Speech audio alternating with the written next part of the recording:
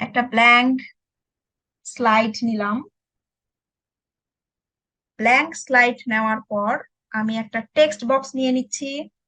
Text box নিয়ে এখানে click করে দিলাম এবং এখানে dash dash dash dash dash dash কিছু ড্যাশ দিলাম। কাছে নিয়ে আসি, কিছু ড্যাশ দিয়েছি, মোটা টাইপের ফন্ট যেন থাকে এরকম টাইপের। আচ্ছা, এরিয়াল ব্ল্যাক নিলাম।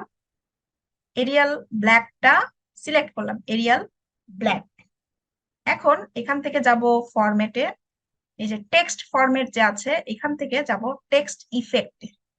টেক্সট ইফেক্টে গিয়ে ট্রান্সফর্মে যাচ্ছি। এখান থেকে আমরা দেখব একটা শেপ আছে, হ্যাঁ টপ, ইনফ্ল্যাট টপ। এটা দিব, এটা সিলেক্ট করব। এটা সিলেক্ট করার পর এখন এটাকে জাস্ট এমন করে টেনে বড় করব।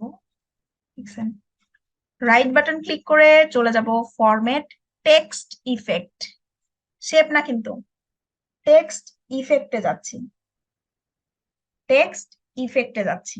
টেক্সট ইফেক্টে গিয়ে আমরা এখান থেকে যে প্রথমের যে আছে এখানে টেক্সট ফিল, এখানে এসে আমরা পিকচার অর টেক্সচারে যাব এবং ওই পিকচারটাই চলে আসছে।